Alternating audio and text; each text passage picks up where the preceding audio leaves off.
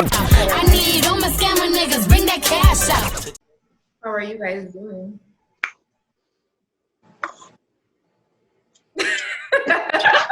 Right. You know. I am living in a hotel. How is that? Oh yeah, I forgot you told me. How was that so far? You need it? In the beginning, it was like, oh, this is cool. But then, like, there's no kitchen. There's only a mini fridge. There's not even a fucking microwave in the room. You have to go downstairs to get a microwave. So it's frustrating. That is probably the most frustrating part of it all. But the cats have been really good, which is a big plus. The cats haven't been like too bad. So, 2 more weeks in here. Well, actually, hopefully 2 more weeks in here, because my apartment just called me and told me that they don't know if our apartment's going to be done on time. So hopefully just 2 more weeks. Yeah, that's the unfortunate thing about, like, I don't know if it's considered renovations or what, but like, do they ever be done on time? They never be done on time. Nope. So I was hoping that they like had overshot when they told us the time. Like they told us like a longer time than they were expecting so that it would be, but no. So we'll see. I may be in a hotel for a little longer, which is really shitty, but whatever. I'm sorry for you. Thanks. It's okay. I feel like we're doing our best, given the circumstances. One day at a time. I really, honestly, truly feel like everything is spiraling out of control. Everything. Like, not even just like, how normally you just feel like it's your personal life is just everything. I feel like everything universally is just fucking spiraling, and we're all... There's a lot of shit going on. To be honest, it's very overwhelming. If you really sit down and think about everything that's going on, it's like, what the fuck? Like, why is this happening? Like, I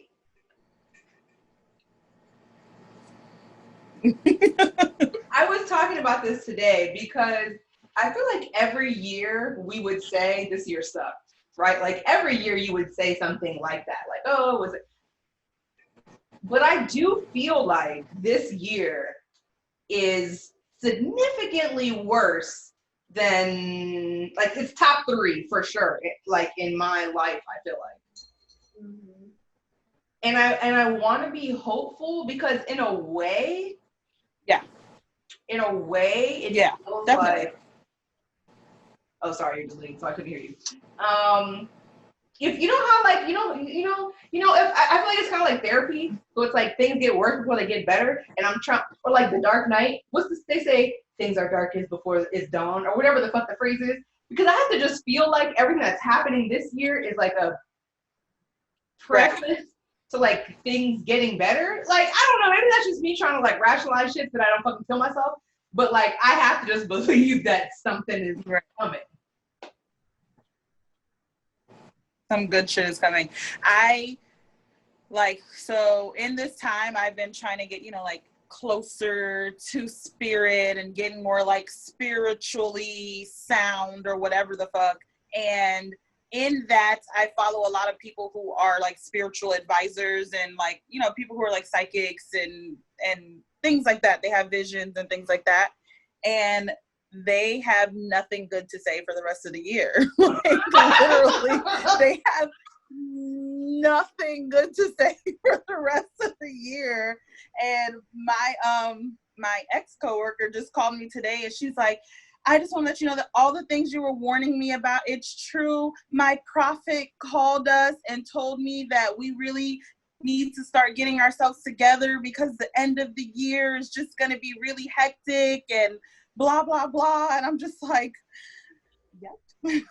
Like, what? Bring it on, 2020. Like, bring it on. No, I don't want to hear that. Whoever the psychic is, they need to motherfucking say that it's going to get better, because more of the same, bitch, I can't do it. I cannot do it.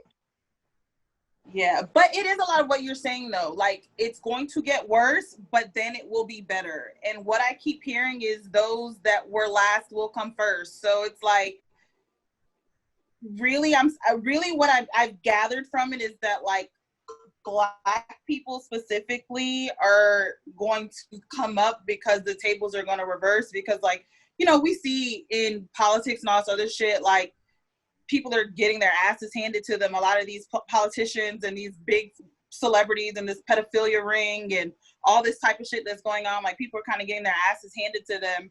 And, you know, those who are last shall come first. So, you know, us Black and brown folks should be on top at some point. We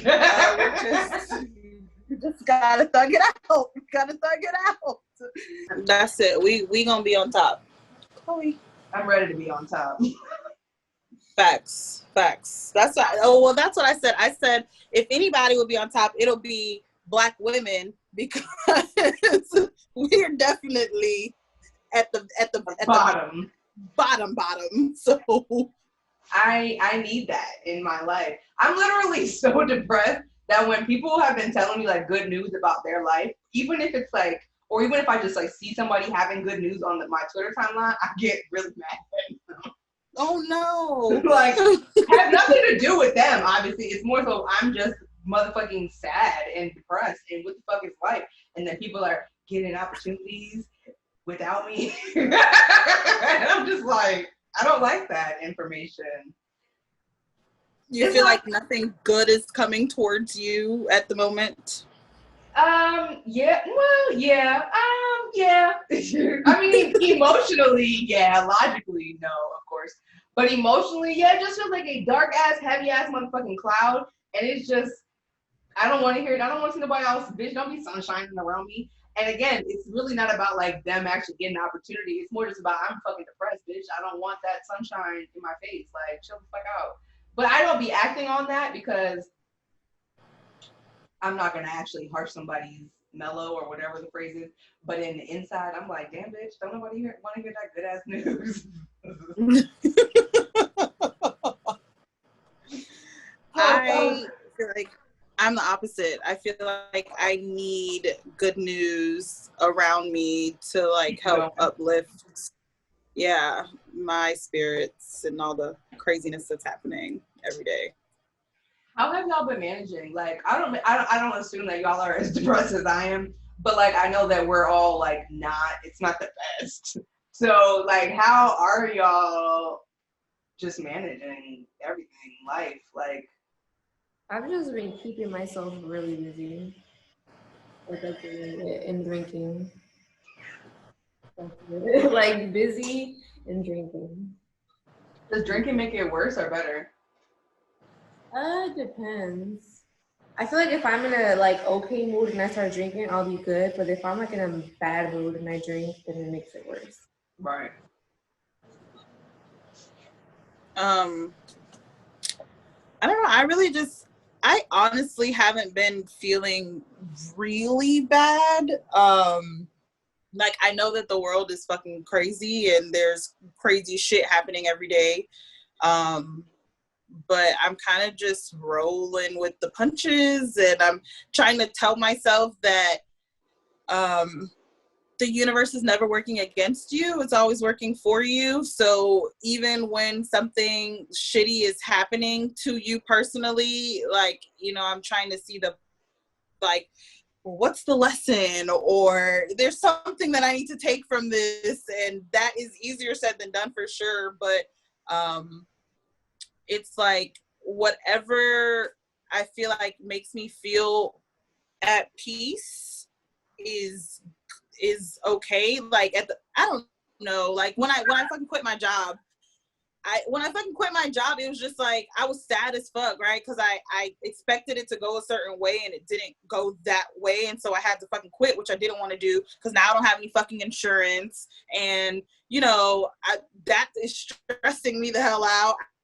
I have a fucking like a bruise on my boob that has been there for some time now, and it's like I went to the doctor literally the day before I quit. I went to the doctor and they signed me up for like ultrasounds and shit, but now I'm like how the fuck am I gonna go get an ultrasound? I'm gonna have to pay buku dollars to get an ultrasound because now I don't have fucking insurance. And it's like, you know, I'm a little stressed out. But once again, I'm like, well, you know, just breathe and let's think of a logical way to get through this and, you know, and whatever. So I don't know, figuring it out. Does that work? Yeah, it really does. And I think that is my personality also, like, as just the kind of person I am. I've never been the type to really harbor negative feelings because I don't like to feel down, so I'll do whatever to not feel down. I want to get hypnotized because sometimes I feel like it's kind of like a problem that I don't really feel like too negatively for too long. I don't let it sit on me for too long. And sometimes I feel like it's a problem. And so I kind of want to get hypnotized to see if there's like deeper things that I don't bring to, I don't know. I just feel like that would work.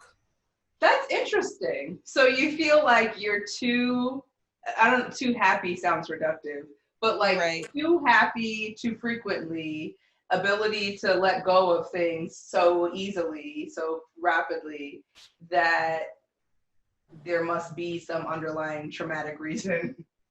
Yeah, I really feel like that. I feel that I forget about a lot of things. Like when I sit and try and think about my childhood, right? Because that's, you know, part of what I've been doing in soul searching and trying to look at my inner child and all that. I don't have distinctive memories too much of too many things. Like, you know, I do not that I don't have memories, but there's times I'm just like, I don't know, like high school. When I think about high school, it's like I feel like I just floated through high school. I don't remember my teachers' names. I don't remember like my class. I don't remember most of that shit. Like if you're not my friend now, if I don't even really remember the people that I talked to in high school. You know what I mean? Like I don't know, like once again, I don't know if that's a problem, but I really don't even remember those people. Yeah. That's really interesting. I'm trying to think about that from my therapist's brain. If someone were to say to me, like, I'm too happy too often and too frequently get over things, there must be something dark underneath there. I don't know. And maybe that's the problem. Right? That you wanted to be something dark. Right. Like maybe I should just be fucking happy with being happy. I don't know. But it's just, you know what really happened too is when we had an episode a while back when we talked about like being lonely and like all those other things, and I felt like bitchy almost because I was like, well, I don't really deal with loneliness. I don't really know what that feels like, and I honestly don't, but I felt wrong for like not knowing what that feels like. I feel like everybody has experienced that, and I have, and it's not that I haven't, it's just that I have, and I felt like it wasn't anything that, I don't know, that scarred me for too long. I don't know. Well, right. Well, one of the things I'm hearing is that you feel supported and you have a support system, and I feel like that is one thing that seriously combats isolation and loneliness. Like, I don't really feel like I have a huge support system, and I don't feel like I'm really super supported. Like I only have like really a few people I feel like in my life who I know will show up for me, good and bad, no matter what. And then, but it's not enough. And I don't have like childhood friends that I grew up with and I'm still friends. I don't even have high school friends. I don't have college friends that I was friends with, and I'm still like, you have a really like deeply supportive support system. And one of the things I actually did think about is that our ability to manage and rebound from trauma or less than trauma, it's just like sad shit, bad shit, angry shit, whatever, has to do with like our coping ability, like the skills that we have to cope with shit and manage shit, and our support systems. So like if me and you experience the exact same thing, but you have a really strong support system who makes you feel affirmed and supported and loved, and you have really developed coping skills, breathing and yoga and meditation and reflection and writing and whatever, and I have nobody and I have no coping skills, I'm going to be way more bogged down, way more affected than you would, for instance. So Right. I don't know. I'm not your therapist, so I don't know if you have something deeper under there. But I will say it sounds like it's a good. It says a lot about you that you like have things in place to like deal with shit, and also you have a fucking support system. Support systems are just like so important. Yeah, that's true. That is really true. Do you have a therapist? No. Do you have a therapist, V? Yeah, I do. Why don't you have a therapist, Lex? I really don't know why. Honestly, I think that money probably had a lot to do with it. Like it costs to have a therapist, and especially like right now, I ain't got no steady income, so I'm definitely not thinking about no therapist. And also because like what I said, and which I keep saying could be a problem. I feel like, what am I gonna talk to a therapist about? Because it's just like they're gonna ask me questions and I'll be like, well, I'm really good. Like I don't, you know what I mean? I don't know. Yeah. I feel like everyone can benefit, even if you feel like you don't have things. I agree. You can still figure out things. Do you agree. like your therapist, or do y'all do like what's happening with your therapist? I love my therapist. She's a sex worker. So I talked to her about literally and everything and anything. And she was like, not judgmental. She's great. Even in days like, we have it set up so like every 2 weeks I talk to her. So a lot of times like I don't have anything to talk about, but I still see her. But I still like, even when I feel good, like it just feels good just to talk to her because she's just like great. Like, I don't know. Yeah. So, I love it. Like, and she's not expensive either, which is good.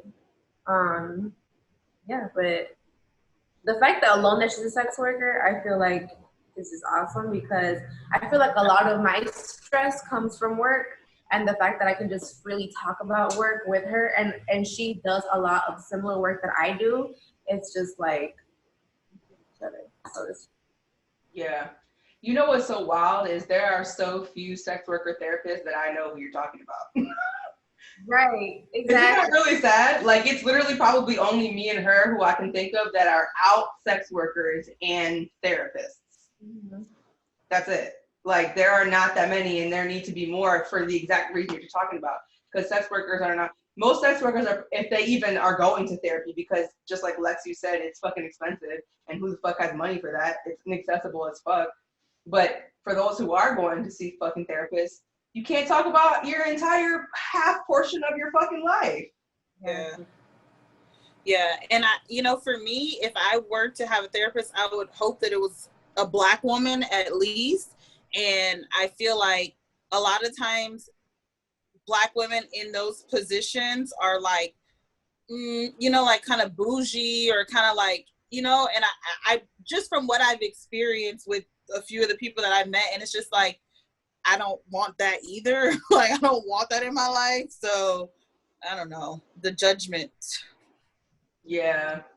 I feel like it is really hard to find a good therapist, not only one that like is ethical and has good politics and the skill set, also one who you just like vibe with and feel comfortable with. Like that It really is fucking hard, and that sucks. That fucking sucks. Therapists suck. And then like in my head I was like, damn, I would love for Raquel to be my therapist, but then it's like Raquel's also my homegirl, so it's like I also don't want you to be my therapist because, exactly. No, like yeah. I know. It's so my therapist is like a white Hispanic lady. I don't know where she's from, but I love her. She's amazing. She's awesome. And she's not really someone I think, it's like if you feel bad to talk shit about your therapist because they be supporting you. Right. My preference when I do work with her is to do like EMDR, which is like processing trauma, because she's not really someone who I would like have just general conversation kind of, if that makes sense. Like I would kind of rather talk to my best friend or y'all or my mom to just like do like bounce things off of. Right.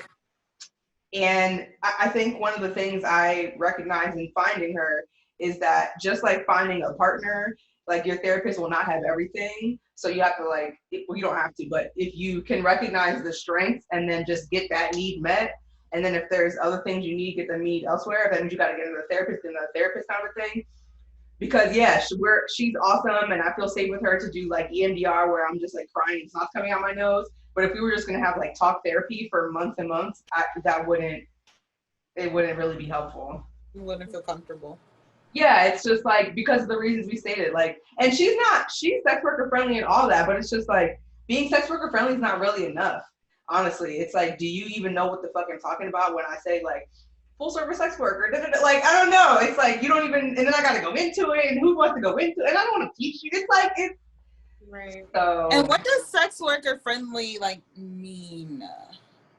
That's a good question. Because I guess at minimum, what I mean to say is that I have mentioned that I am a sex worker, and she knows that much, and she has never been like, because there are some therapists who, if you say you're a sex worker, they'll be like, so you've been exploited and trafficked and raped, and oh, that must be a place of trauma, right? So I'd say at minimum, sex worker friendly means if I say I'm a sex worker, you're not assuming that I've been exploited.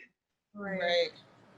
I had a conversation with a group of women recently about strippers, right? And they are women who go to the strip club, who love the strip club, you know, all of that, but then backfire and was like, but my daughter could never, and I would never. And I'm like, do you all understand how that is like backwards as fuck? Like how that does not make any kind of sense, because like you really can't have both. Like you can't go to the strip club and say you love it and throw money at these women and support these women, but then turn the rhetoric around to your children and be like, you should never. And I'm like, they are someone's daughter, like they are people's mothers, like, so what are you saying? And it was just a lot of babbling, kind of just well, no, that's not what I mean. I mean, I don't have a problem with what they do. I'm just saying that I could never do it.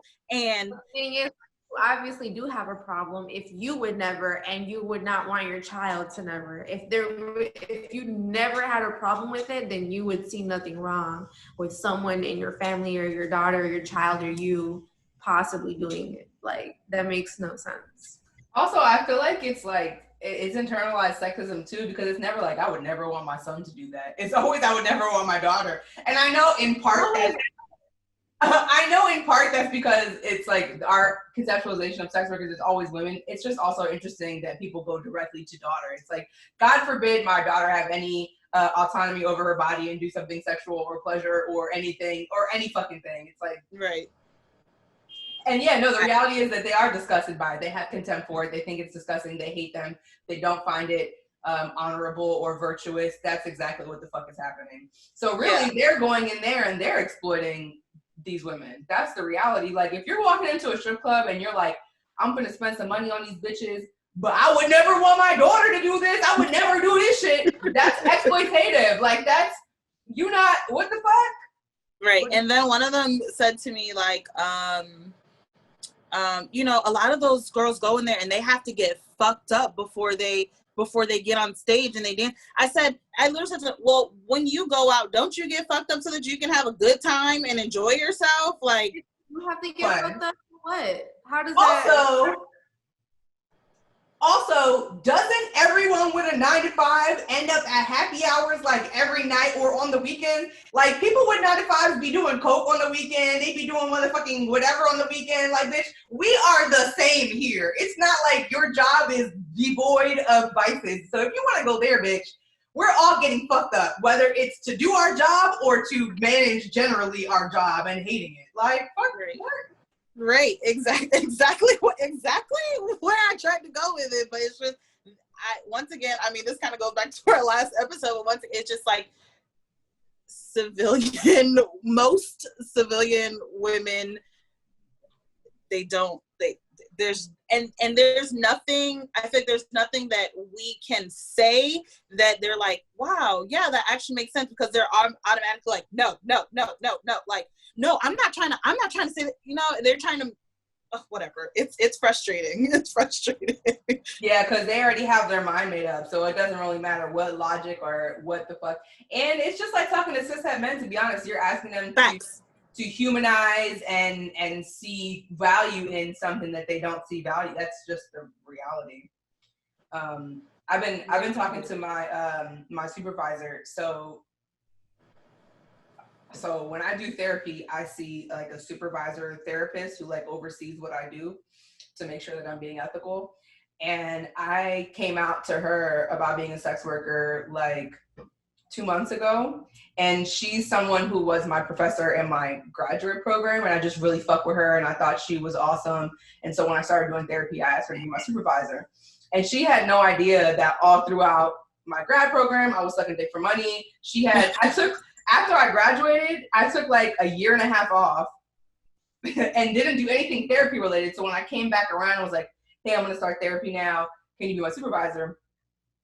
When I finally did tell her I was a sex worker, she was like, I didn't know what you've been doing for the last year and a half. I thought you just had a rich family member or something. I had no idea why you were able to just graduate and then not work for a year and a half. And I was like, yeah, I was sucking dick for money at that time. Like, and still am. Ish. But it felt really good to tell her that, because, you know, the reality is a lot of who we are really can't be compartmentalized into these little things. It's like what you do in this part of your life impacts this part of your life, and vice versa. And it's like all of it really is this like holistic thing. So for me to sit with her and be like, oh, this person sought me out for therapy for this reason, and it be something related to sex and sexuality and sex work, and me not disclose and say the reason that they're hitting me up is because I have an Instagram where I talk about sucking dick for money and being a whore, it just doesn't make sense, you know? So I was like, you know what, fuck it. And at this point I was like, I already have my degree. She can't take shit from me. The most she can do is not be my supervisor, so I don't really have shit to lose either. And I'm also not trying to get licensed, so I'm just like, fuck it. So I told her, and she was very supportive and was like, okay, this makes a lot of sense, and totally fits who I know you to be, which is also interesting, because whatever. But almost all of our like conversations since me disclosing that to her has been around sex work related things. So even if like I'm talking to her about a client that has nothing to do with sex work, we somehow come back around to how therapists are not sex worker friendly, how not only do they not know how to work with sex workers, there's no space for therapists who are also sex workers, and there's no space for me to disclose to my colleagues that I'm a sex worker. Like there's just this whole overlooked demographic when it comes to therapy and therapists. And I feel like, because she started talking to me about how, because of the uprisings, you know, white people are just like really excited to do diversity shit. It's like, because of the uprisings, everyone wants to be like black people and black stuff and police brutality. So like doing all this like advocacy shit.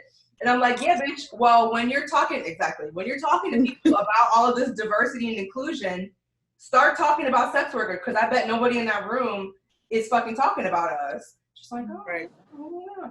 And yeah, we had a whole conversation about like exploitation versus sex work. And it's just, I don't know, it's just interesting. People really, you know, we're in such a bubble, and sometimes I forget that the general, I mean, I'm reminded by Twitter, but like when I really am talking to people in my life, I'm reminded that like this is not people's regular, at all. It is very hard to tell people too. Like, I feel like on the internet, I'm very like, yes, I'm a hoe.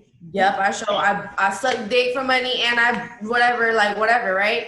But when it's like in real life, it really like, it's not, this doesn't scare me, but it's just like, I don't know what to tell you, because I don't know how you're gonna react. Like last week, I have met these dudes in my building, right? And they're all like fine as fuck, and like they invited us to drink up in their apartments. So me and my friend went up there. We were like all drinking and, you know, having a good time playing Uno and shit like that.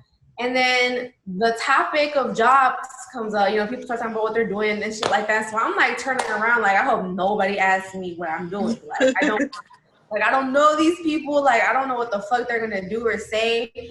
And then, of course, the guy's like, so what? He's like, oh, you live here. So what do you do as for your job?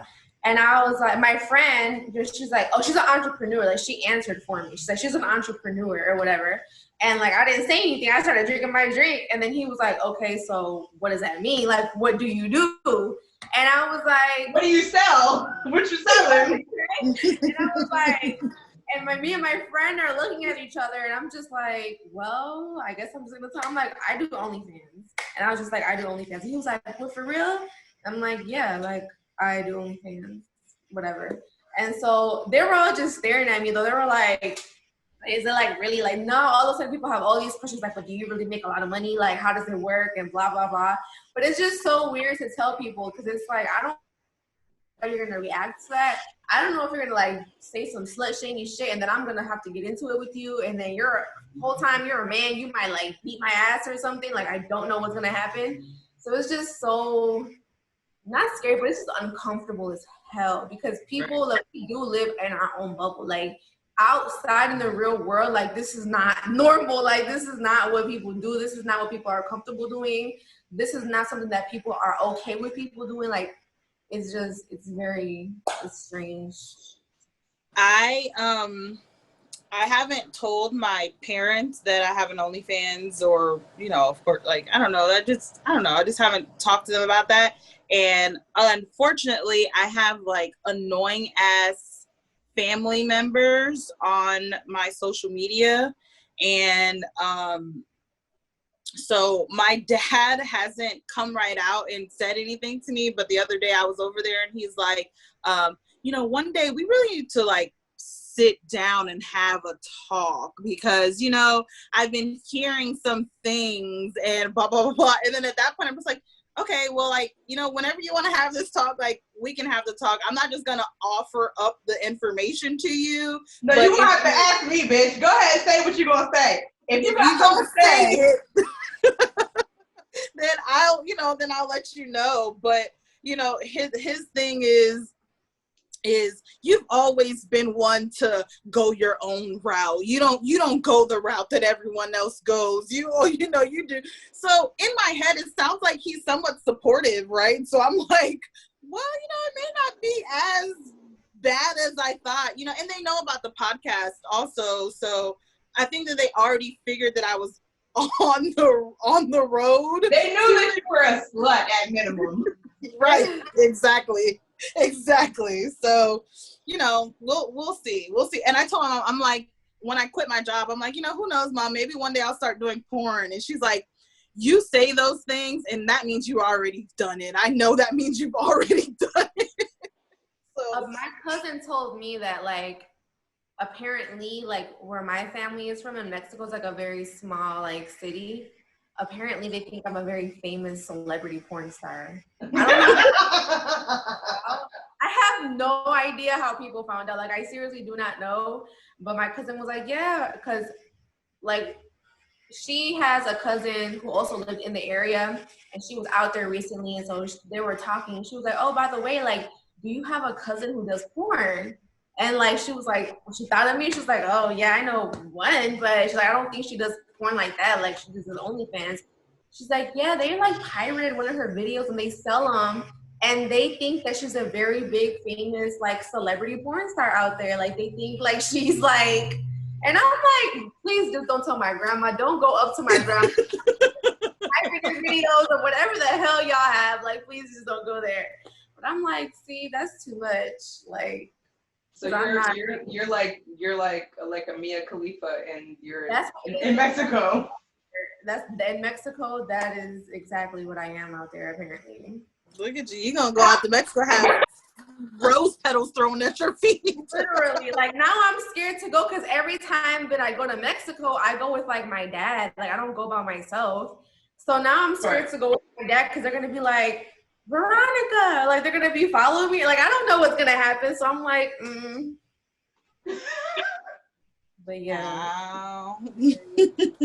That is like, so do you feel bad about that? Good about, you don't know how to feel about that? No, like, I don't feel bad about it. I'm just kind of pissed off. Like, what are y'all pirating? Like, I just want to know, like, what are you guys pirating and why are you guys selling my shit? Like, that's really what I want to know. Like, everything else I don't care. But, like, y'all pirating my shit? Like, what the fuck?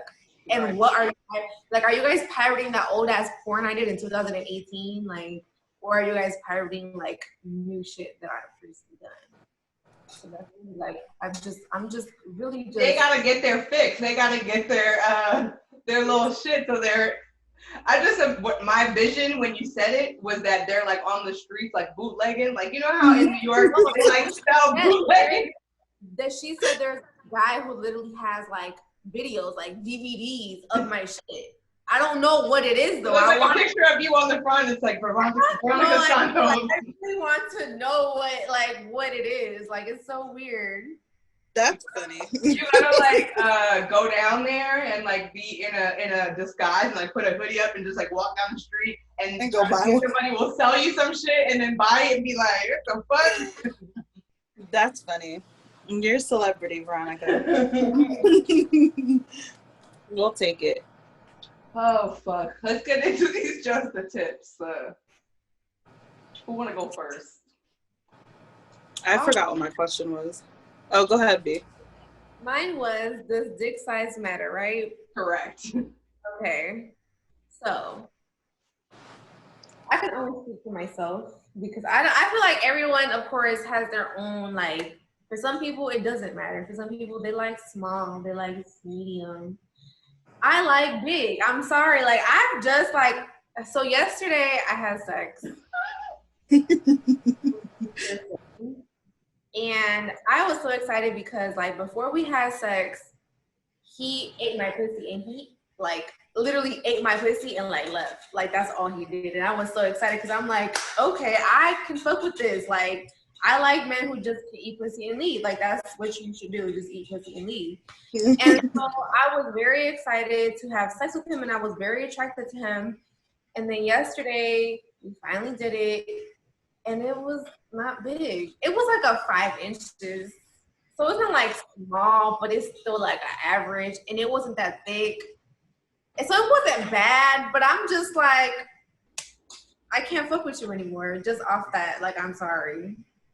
And I don't know if I'm wrong for that or what, but like to me, like I just want a big ass dick. Like I just need something huge that I can. Do you think that you were like, that the sex was shittier because you offered once you saw that he had a smaller penis than you wanted, your mind was already like, bitch, I don't have time for this shit, and so you didn't like the thing is the sex wasn't shitty.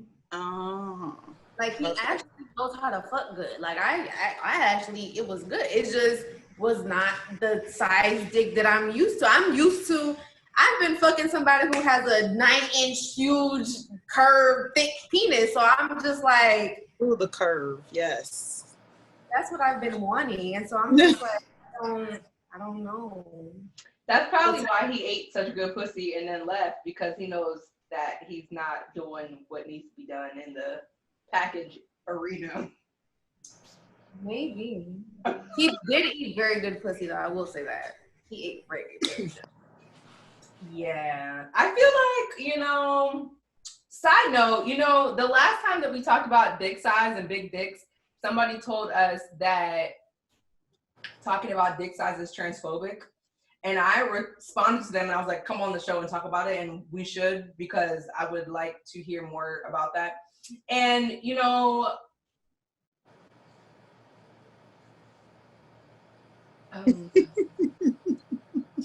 when I think specifically, okay. So like, because I feel like because we were given that critique that like we have to address that. Right. But also like none of us are trans, so we can't really address that. So like we do have to have somebody consult on that topic.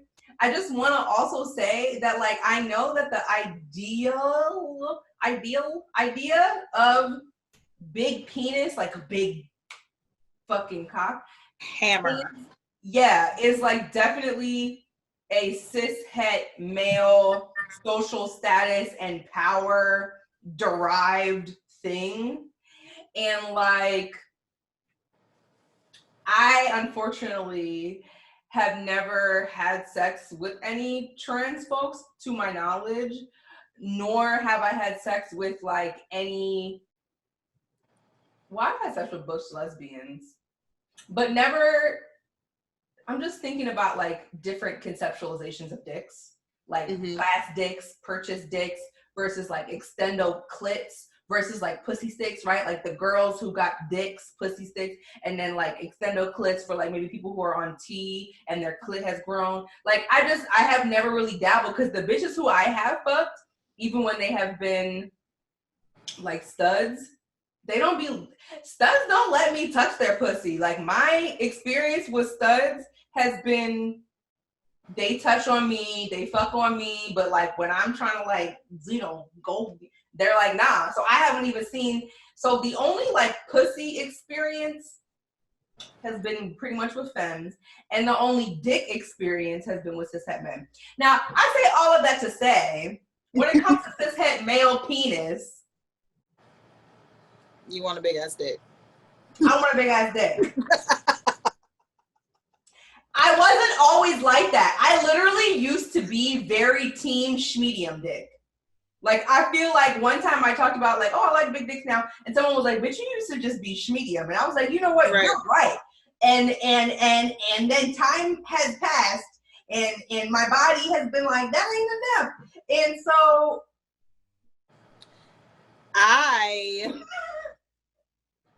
first of all, I haven't had sex with a man in 4 years now. I haven't had sex with anyone with a penis. But you've had sex with your girlfriend who has bought a dick. Yes. And what size is that dick? It is schmedium. It is a schmedium dick. We do have a bigger dick, but I don't really like the bigger dick. Honestly, I don't really care for it's longer. It's not like wider. It's longer. And I don't really care for it. I don't know that my vagina is meant to handle that. Yeah. So I don't really care for it. And also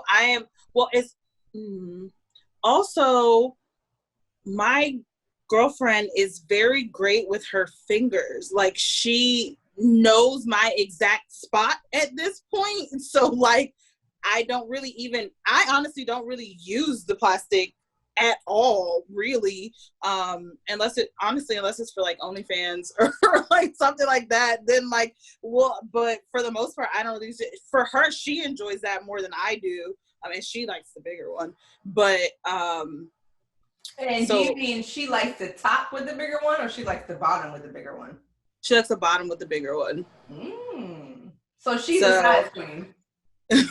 Yes, 1000%. And I'm actually looking for a bigger one for her because I think that she needs more. But she is.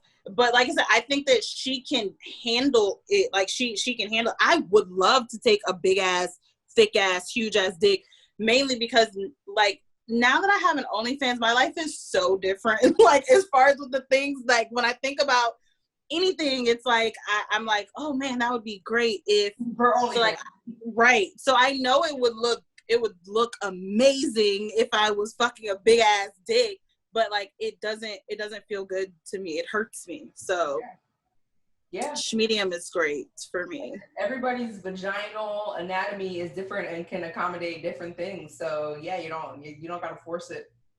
Right. Team schmedium. I just feel like I don't care for longer. And Veronica, I'd like to know this from you too. I don't care for longer. I care for fatter. I don't want long. I don't want my cervix rammed. I don't want I want fat. But it's particularly for my vagina. Sucking dick, I'm cool with long. I don't really want fat because my mouth can't open that wide. But for vaginal, I'd give me the fat. Just bust it open. Maybe that's what I need to try. Like maybe I could find a shorter, thicker dick, because like once again, it's so funny because like I feel like my girlfriend's looking at me as I'm talking about it, but like when she uses like 3 fingers as opposed to the 1 or 2, it's like yes. So the thicker that might be the trick. That might be the trick. Veronica, you just want big and fat and long? I want all of it. Everything, all of it together. Yes, please.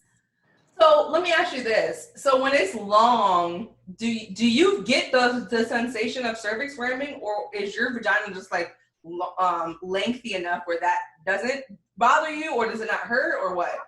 I definitely get it, but I'm not gonna lie, like I like it sometimes, so I don't know. Like I don't mind it. I don't I don't mind it if he's like slow with it. But if he's just ramming my shit, then yeah, then it's uncomfortable. But if you're like slow with it, I don't really mind it. It actually feels kind of good to me, like if it's slow.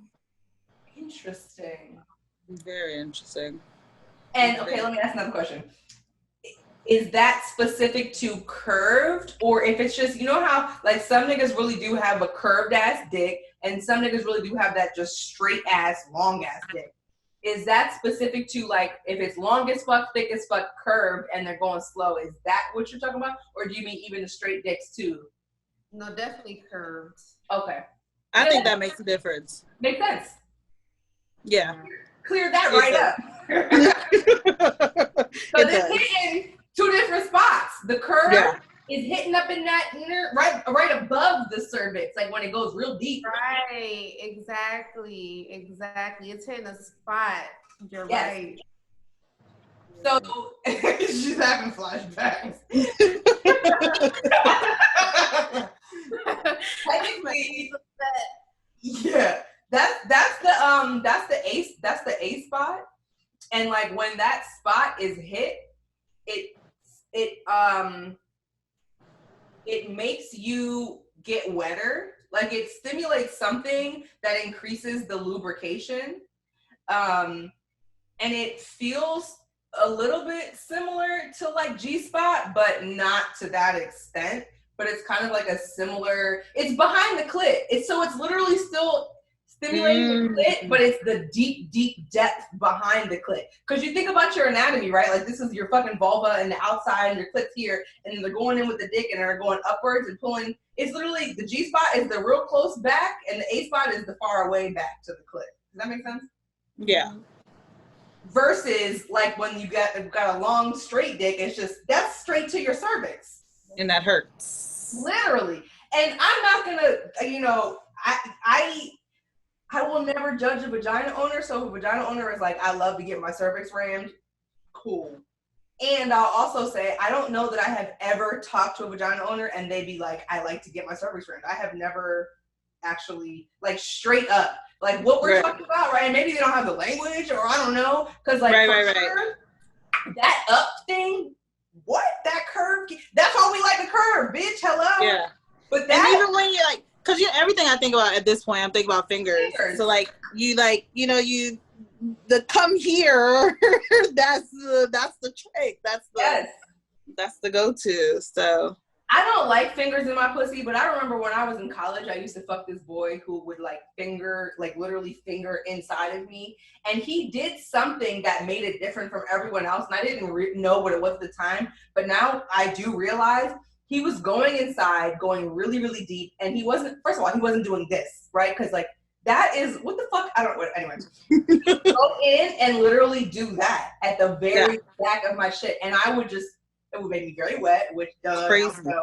It would feel good as fuck, and I don't know that I ever, like, had an orgasm from it, but it was extremely pleasure. It felt really good. Yeah. My thing is, and I think I might have said this before, but, like, when I have the vibrator on my clit and then like right at the rim, you just kind of like, and even if you have the dick or anything and it's like slowly goes in and out, like you have to, if you're fucking me, if you have a dick, you have to pull the dick all the way out and put it back in, and all the way out and put it back in, and that shit with the vibrator on my clit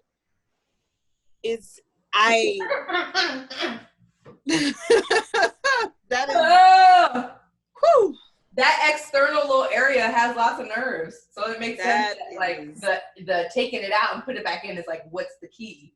Yes. Wow. Good shit. That's a whole other conversation. We should probably have another time because I have not been touching my vagina at all. But that's a whole other conversation. Okay.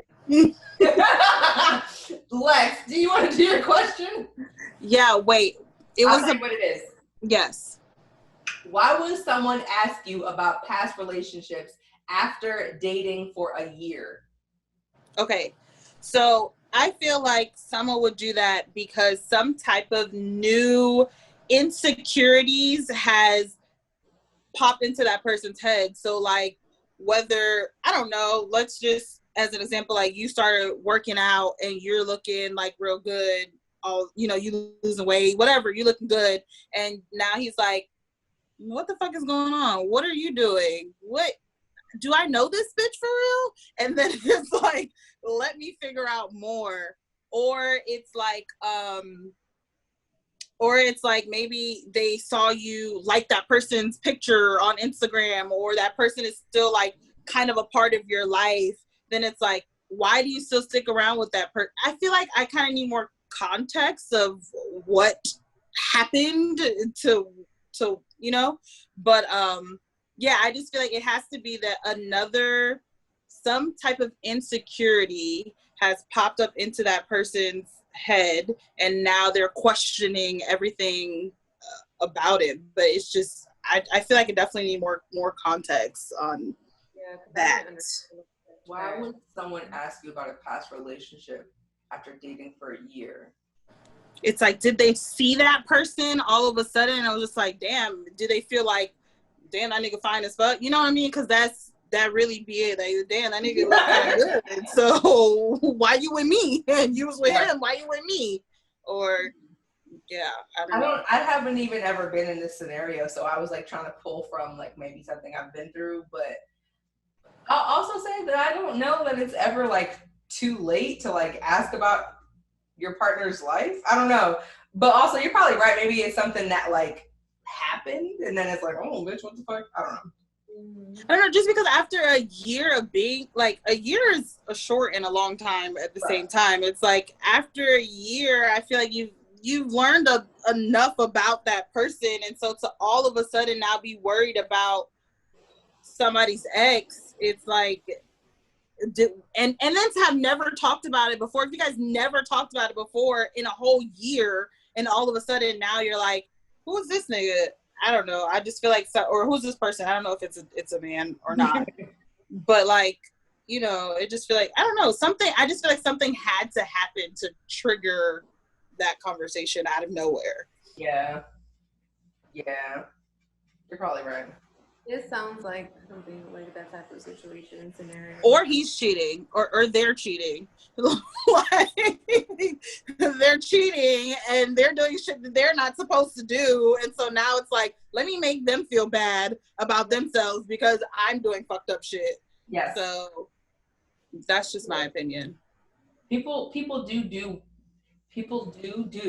weird self-sabotage shit when they're doing fucked up shit. Yeah, it's weird how that happens. Or they overcompensate, like they start buying extra gifts, or they, you know, whatever the case is. That's Something's off. Something is right. on. Yep. Yes. That's it. Okay, my question is, how can I improve my sex drive? That's a good question. Tell me. It is a good question. So I have never been asked this question by a cishet man. Every time that I have ever been asked this question, it's always by a cishet woman who is dating a cishet man, which is just an interesting context to note, I feel like. And I feel like my first question typically to people in response to that question, to be difficult, is like, who's telling you that you even need to change your sex drive? Like, what's even prompting you to ask this question? Because the reality is, most of us, if we're just like existing on our own, typically we're not going to think that there's an issue, you know? Like, it's normally an external person being like, we don't fuck enough. You're not ever horny enough. Why aren't you initiating sex more often? And then it's like, oh, I must have a problem, so let me look into it, kind of a thing. So my first question is always like trying to figure out like what even moved you to ask this. Did someone tell you you're not horny enough? Do you feel like societally like you're not? Like, what the fuck is going on with you asking me the question? Is the first thing, which doesn't really give you an answer, but just for context. Mm-hmm. Which actually might give you an answer, because then it's like, oh, my boyfriend. It's like, well, fuck your boyfriend. And the second thing really is like, I don't like to suggest to people how to increase your sex drive, because my thing is like, if your sex drive is low for whatever reason, do your thing in a low ass sex drive, because you don't need to fucking change that. And if you are in a relationship, your partner is entitled to be frustrated with lack of specifically sex, right? And then figuring out how to like manage that, you know what I mean? So like, you don't have to have sex more frequently just because your partner wants it. And your partner is entitled to being frustrated that there's a lack of sex. Like, both of those things can exist. And it doesn't mean that either of you have to actually like do anything about it. It's just like both of those things can exist. And I also feel like typically women are like, well, because my partner feels like we have to have sex, then I have to have sex. No, you don't. I remember this older woman lady, I told her that I was a sex coach, and she's probably in her 50s or 60s. And she was like, I told my husband that you're a sex coach, and he asked me to ask you, how should I increase my sex drive? Because he wants to have sex more frequently and I don't. And I was like, you don't have to have sex more frequently. Like, period. Like, and y'all can figure out how the fuck y'all gotta navigate that, but that doesn't mean that you gotta like lay down and take sex. Like, that's not what the fuck this is. And so what I said to her, which is what my general advice will also be, is like, what is the function of sex for y'all? Is it to get closer? Is it to have pleasure? Is it for intimacy? Is it for, I don't know, whatever. Why do y'all have sex? And then figuring out other things that fulfill that same need that aren't fucking. So if it's like intimacy, what are other things that make you feel intimate? Taking a bath together and whatever. And then also like gauging and talking to your partner about like, what is their boundary and limit? Because again, they are entitled to be like, bitch, I'm trying to fuck. And if you're not fucking, which you don't have to, then you do have to figure out like, well, what are we doing? What are we gonna do? Yeah. But yeah. That's well, I can add on to that as being a woman who is dating a woman who has had questions about like why I'm not horny or whatever, and I don't have an answer for why I wasn't horny. And even recently, I mean, I've been having really amazing sex lately, but like recently I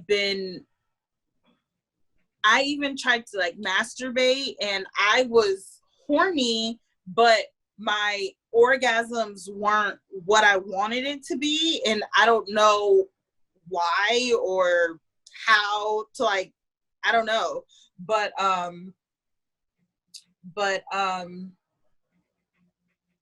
kind of lost train of thought of where I was going with that. Low sex drive, and you were saying that y'all have been having good sex recently, but it's just I don't know how to explain why my orgasms weren't what I wanted them to be. And that's not low sex drive, because I am horny and I do want to have sex. It's just, I couldn't have a great orgasm the last like couple times I've masturbated. And I really don't know what that's about, but like your orgasms were weaker. Yeah. And I think, I don't know, whatever. I don't know how to solve that or manage that with my partner. How I have managed that with my partner, there you go. That's where I was going. How I have managed that with my partner is that I please her more. You know, I try and do more things to her, even though I'm not necessarily getting what I want. I'm still turned on. I'm still aroused. I'm still like, you know, that the action of it all is like great and amazing for me. But I just give her more pleasure. Boom. Yeah. B, did you say something that happened to you? What'd you say? That happens to me a lot. Like I'll be horny and then I'll masturbate and my orgasm will be trash and I'll be so mad. And I also feel like I have a low sex drive. I don't feel like my sex drive is very high at all, to be honest. Like I don't feel like I have never had a very high sex drive ever. I feel like a lot of times that I have sex, I just do it. But in reality, it's not like I'm horny. Like it's very rare. Well, not very rare. I feel like it's just very, like I have to be like, I feel like for me to be horny, I have to like really like be thinking about like a certain type of situation or scenario, or I have to be like really attracted to a specific person for me to get really horny and be like, I want to have sex. But I don't ever just wake up like, oh, I'm horny. Like that never happens. That doesn't happen to me a lot. Say that you have a low sex drive. What are you comparing it to? So, because you just said like, I don't wake up horny. Is that what you're comparing it to? Like, what is the comparison? Yeah, like I would, like when I think of someone with a high sex drive, I think of somebody who's like wakes up and like, I want to have sex. Like I want to masturbate. Like that does not happen to me. Like it's very Or rare. like wants to have sex every day. Like I feel like that. I feel like there are people who want to have sex every single day and can have sex every single day, and I am nowhere near that fucking person. I could not. No, that's not me at all. Very interesting. So wait, so V, when you masturbate frequently, is that just like out of boredom or like needing to sleep, or what is? I'll masturbate when I'm bored. Yeah, like sometimes I'll be on Twitter and like some random porn video will be up, and I'm like, that's kind of cute. Let me give it my vibrator. So sometimes that, or need to go to sleep, or I'm about to record for OnlyFans. That's really the only times that I really like masturbate. I don't really like. I don't know. Like I never be like, oh, I'm horny as fuck. Let me. It never really happened to me. Oh fuck. It's interesting because I feel like I feel like I have always had a higher sex drive than almost all of my partners. Like I'm always, even times when I haven't maybe shown it, I'm always like, so we fucking or like what are we doing? And I can have sex like every day and not get bored or not get tired with it or not whatever. And I remember not my last ex, but the one before that, he actually did match my sex drive, and we had sex literally every fucking day.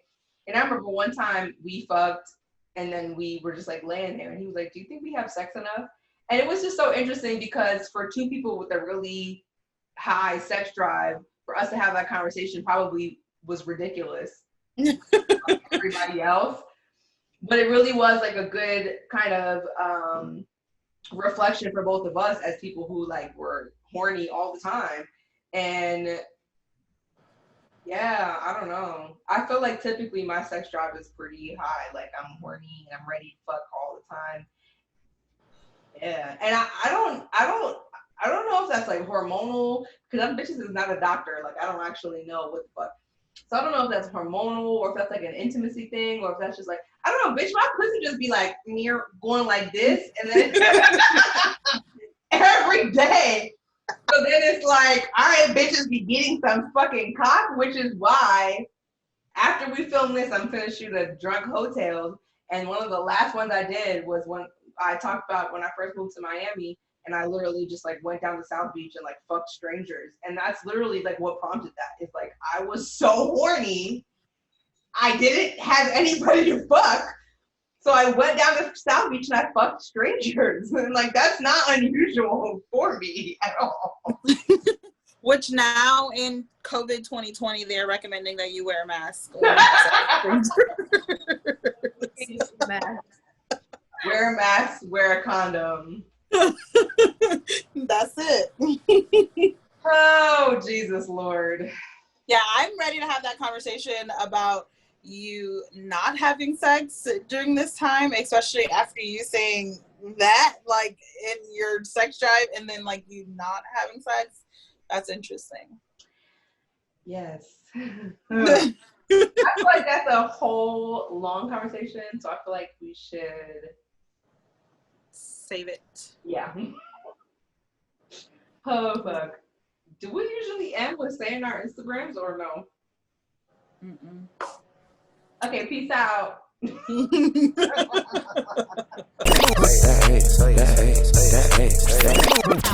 need all my scammer niggas, bring that cash out.